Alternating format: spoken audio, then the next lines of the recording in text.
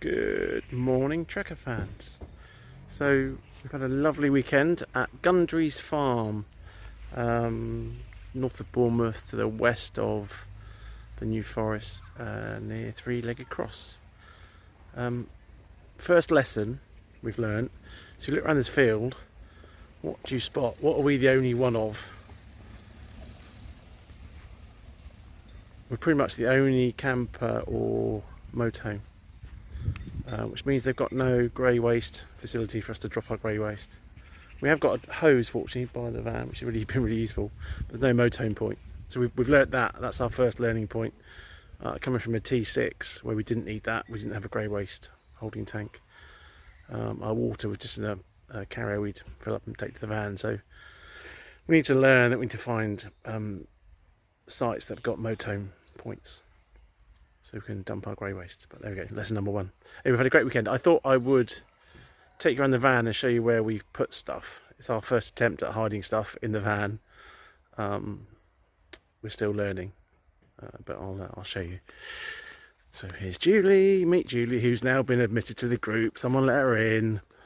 So outrageous. This is our new windbreak we bought, which wasn't nice and small and goes in one of the drawers in the back.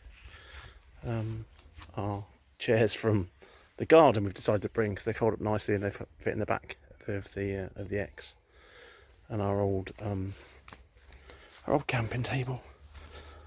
Separate post yesterday about barbecue hoses. So that was our old hose with the factory fitted ends, and this is the Keith Robinson, Paul Stubbington version to extend it with a quick release there, and a that end is the connection that came with the van. It was tied to the gas point. That's our cadet drying in the sunshine. I had to clean this morning, which was pretty horrific. So that's our bin. I know some others have bought the same bin. It connects onto the van, so you can pop it off outside, or it will also connect onto a cupboard door. So you can just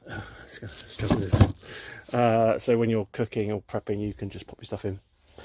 That lifts up and it also pops open like that, which is really super handy. We bought a fire extinguisher yesterday, which we're going to put there, I think, next to the bin.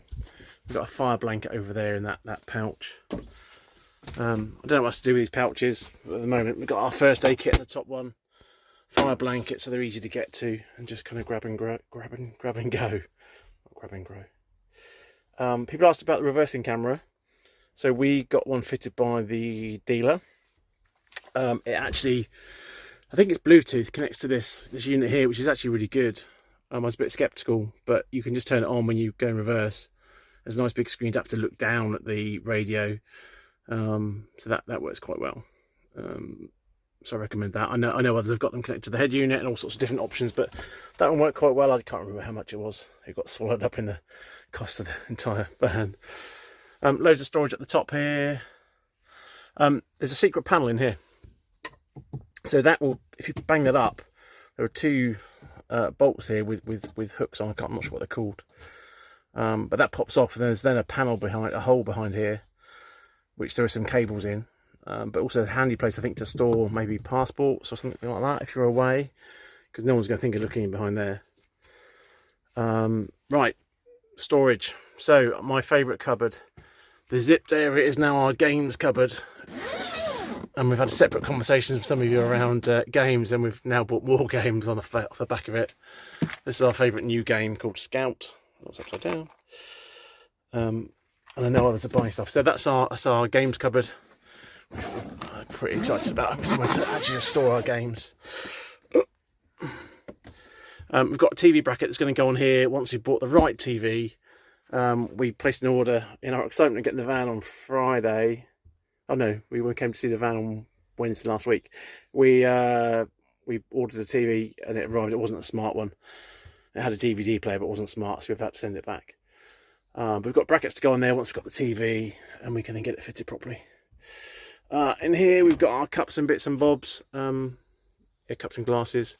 Julie's put some matting in the bottom. We had some matting that was plastic, which wasn't very good, so now we've gone back to the old thing. See it, the old rubbery stuff, which works quite well. Yeah, that stuff there, which works quite well.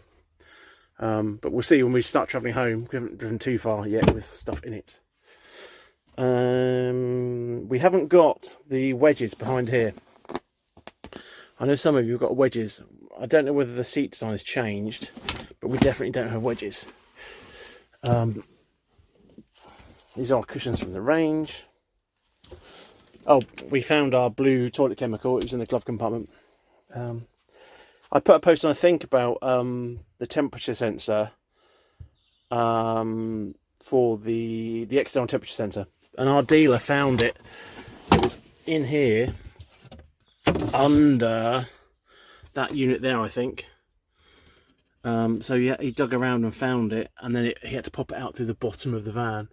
But to that point, it wasn't actually, it was inside the van, not outside the van. So ask your dealer to check, because that links to the heater on the water tanks to stop them from freezing. And if it's sat in the van, it's never going to get cold enough to turn them on. So get your dealer to check. More storage. So we're using this point up here for our keys. So we're going to get some hooks put in here, I think. The van comes with so many keys that you end up with a shitload of keys on your key ring for the water and the toilet cassette, and we've got a wheel lock and all sorts. So we're going to get a hook, some hooks put up in there, so we can just pop out, drop my phone, so we can pop our keys up in there.